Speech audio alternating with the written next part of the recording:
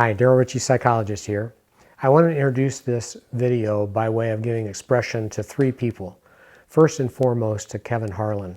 He was my pastor for the past 15 years, and it was him initially who conceived of, produced, filmed, and expertly edited these videos. Among his many talents, he's a videographer. And most of all, I want to thank him for representing Jesus in every encounter I've had with him. I also want to thank Dwayne from Jefferson City. He gave me a number of helpful suggestions for video and website production, and it was his idea really to tell this story and the impetus for me to go back into the archives and pull out this series of videos. And then finally, I want to thank Paul Mims, who's a licensed social worker, friend and colleague that I've known now for over 30 years. He's been a resource and help and encouragement to thousands of people, quite literally. And in particular, though, he has been an encourager to use dogs as guides for the blind. He's mentioned without name in this series of videos, and I wanted to mention his name here because he certainly deserves the credit. Now, if you'll click on the title, or at the end of the title, there's that little downward arrow below this video, you'll get a description box that has a lot more information and a number of resources. I hope you'll take a look at that. And while you're down there, please subscribe, like, and share. That'll help me a great deal. And there's a little bell down there, and if you click on that, you'll get notification of my next video, which I hope will be very soon. So with that, I hope you will enjoy Conversations with a Blind Man, story of a spiritual journey. Thanks.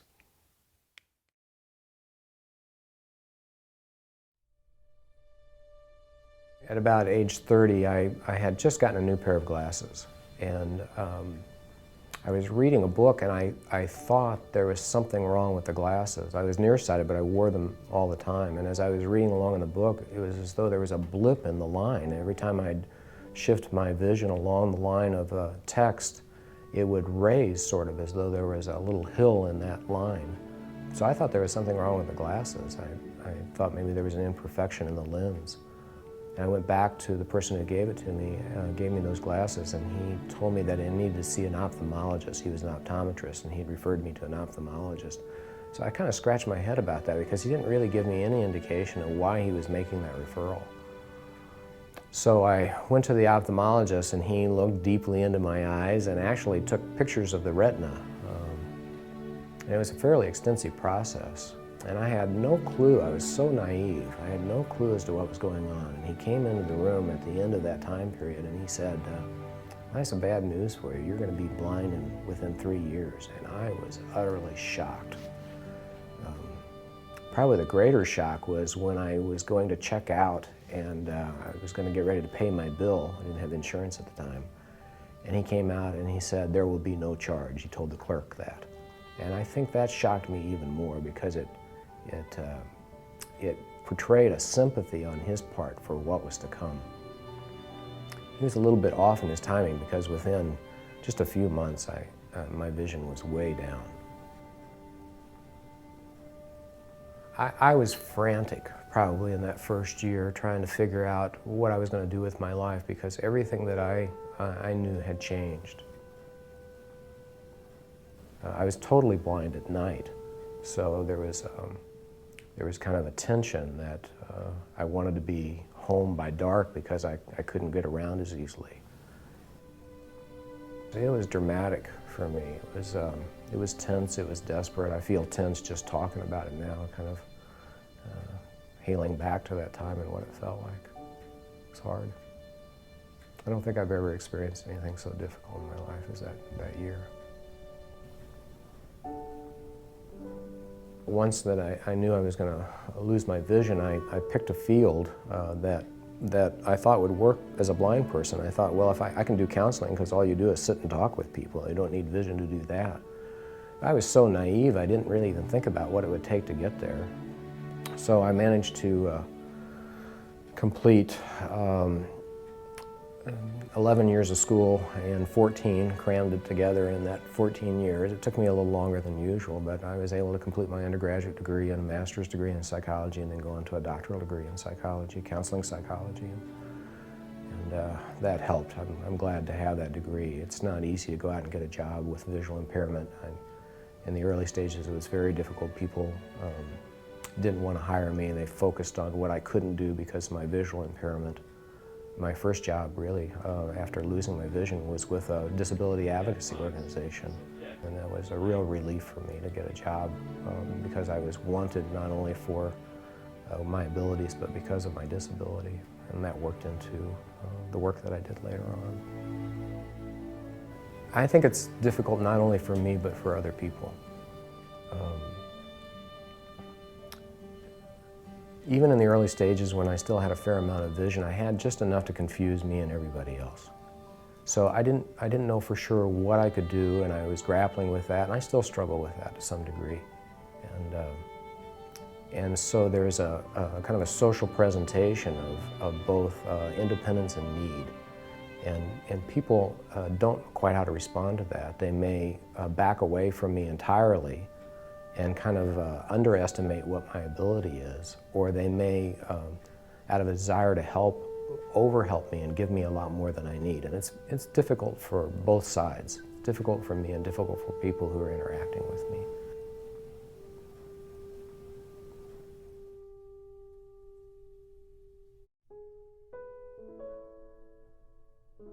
When I was 7 years old, I accepted Jesus into my heart. And that was a sweet experience.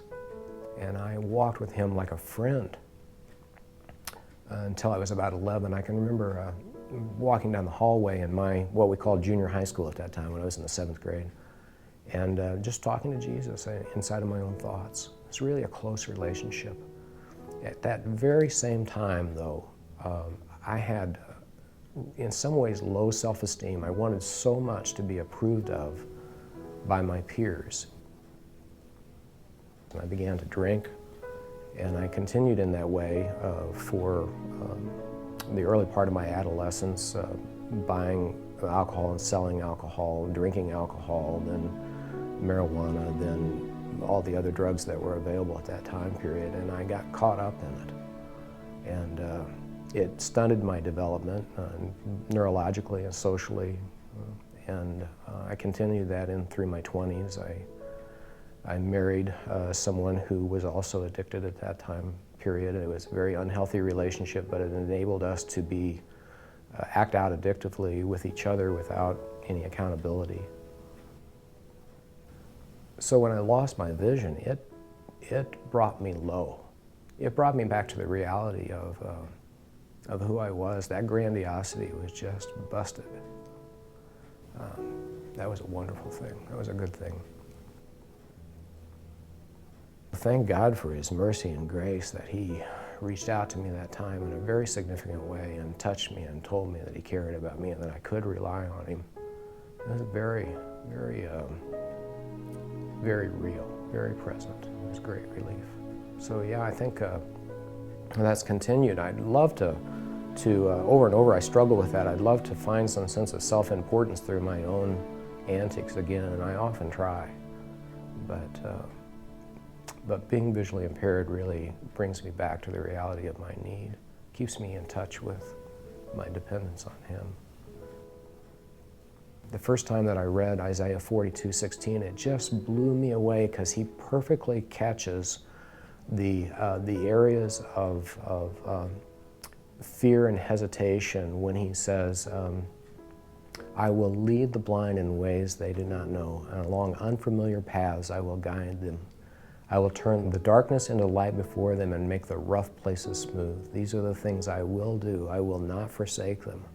Hallelujah. He understands those unfamiliar places, that's a scary time for me. If I'm in an unfamiliar location, like at home, I'm fine. I can walk around and know where everything is, naively sometimes. But in unfamiliar locations, there's a hesitation. In darkness, I'm particularly vulnerable because I have a little bit of vision in my upper periphery, but it gives me light orientation. And if it's completely dark, I don't have any orientation at all. So He turns that darkness into light before us, and He makes the rough places smooth.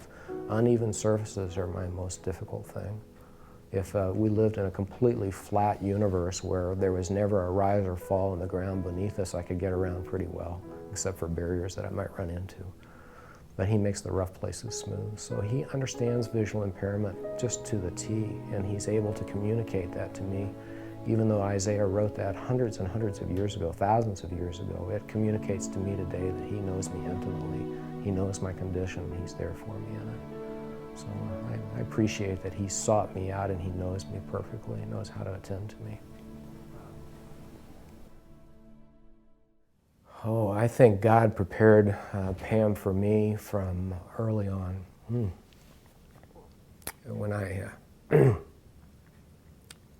When I think about his presentation, his preparation for my life, it was right from the beginning. He has such understanding. She's truly my gift from God. She knows how to provide for me in the ways that I need her to kind of fill in the gap without making me feel as though she's going the extra mile, not making me feel diminished in the process.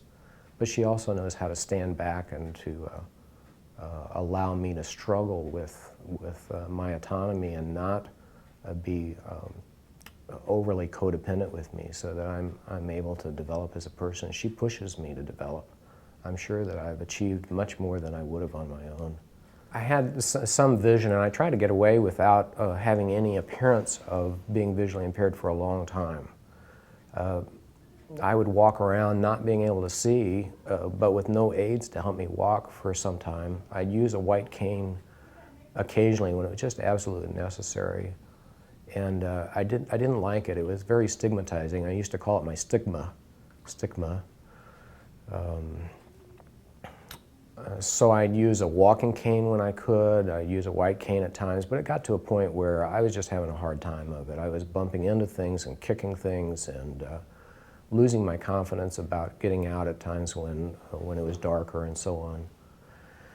So I had a blind friend who kept nudging me. We had lost our vision at about the same time, and we quite literally would run into each other at school and got to know each other in that way. Worked for the same disability organization for a while and so on, and he'd had dogs much earlier than I did, and he kept telling me about how much greater sense of autonomy and joy that it brought him to have a dog than to try to use a cane. And there was a conference that I went to that was an IT conference, and they had a section of it that was meant mostly for helping people with disability, and I somehow landed in the room with all these people that had dogs. They were all professionals that worked for the government, and they were a joy to be with. They were a lot of fun. They had a great sense of independence, and I appreciated that. I've always liked dogs. I've always had dogs, but I had kind of avoided having a dog for the same reason I didn't like carrying a white cane. I thought it would be stigmatizing. But I gave in to the idea of it, and I applied to schools. There are about 13 guide dog schools in the United States, and blind people can apply to those much like you'd apply to go to college. They're fairly scrutinizing. But once they accept you, there's no cost. The dogs take about a year to go through training, and then they bring in the handlers for about a month to work with the dog, to train with the dog. And that's what I did. I ended up in Phoenix at a place called iDog Foundation.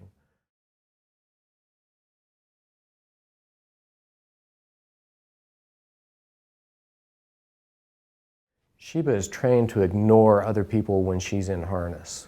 And she may sneak a sniff once in a while, but she's really supposed to ignore other people altogether. For good reason. If she gets into visiting, then I'm not going to get where I'm going. And for someone to distract her by petting her or calling her or even saying to her, oh, what a pretty girl, that sort of thing, calling her by name, is a little bit like walking up behind somebody who's walking and putting your hands over their eyes, because it just takes me out of commission. So it's really best for people to allow the dog to work despite their desire to be interacting with the dog, to just allow her to work. Now when she's out of harness, she is just like any other dog. She barks and runs and sniffs and plays and likes to be petted and that sort of thing. But when she's working, she's all business, should be all business. People often ask me if my sense of hearing is increased or other senses. I don't really know. It's hard to measure whether or not somehow there's a greater acuity than there was before. What I do know is that I pay more attention to it. So, especially in the work that I do, vision is a big part of trying to read what another person is communicating. Much of our communication with each other is not done verbally. So it's a big chore for me, and yet I do pick up on that. If I'm close enough to somebody, I can tell changes in body temperature. And I hear a lot of nonverbal expression. I can hear changes in breathing. I can hear when people are crying, not because their tears are rolling out of their eyes, but I can just hear it usually. Oftentimes, if someone's crying and they need me to know, they'll just let me know. You can't see it, but I'm tearing up. But a lot of times I can pick up on it without them saying anything. So yeah, I do think that there's extra attention given. I'm wholly aware that there's a wall clock in here that has a second hand that's ticking all the time. And you can probably hear that too, but I hear it all the time and you probably don't notice it. So I do think that attention is increased. Really, it probably comes mostly on my own side and how a lack of sensation results in a perception that works a lot better. I guess what I mean by that is that there's a concept called a self-fulfilling prophecy. It's the idea that if I have a connection with a person and I think of them in a certain way, that I may draw that from them. If I think of them as being incompetent, underachieving, somehow a person worthy of disdain, then they'll probably act in ways that I disdain. If I see them as being very capable of great potential, a real high achiever, then they're going to respond to that. They're going to be reinforced by it, and their behavior is going to be much more positive. In counseling, there are a lot of people that I work with who don't think of themselves as very lovely, and they don't present themselves in a very lovely manner. And I don't see it. I don't see how they dress. I don't see how they cut their hair. I don't see how they maybe have mutilated their own faces or bodies in some way or other. What I see is the person that I perceive in front of me, a person that's in need of compassion, and oftentimes a person with great potential, and sometimes their personalities just come beaming through, and I think I really appreciate that. There are times when I've worked with people who other counselors have not been able to work with for whatever reason, their visual presentation, and it doesn't bother me at all. So I think I'm able to have a vision that really supports a lot of times what are people's greatest capability, and they're truly their reflection of God's glory and creativity.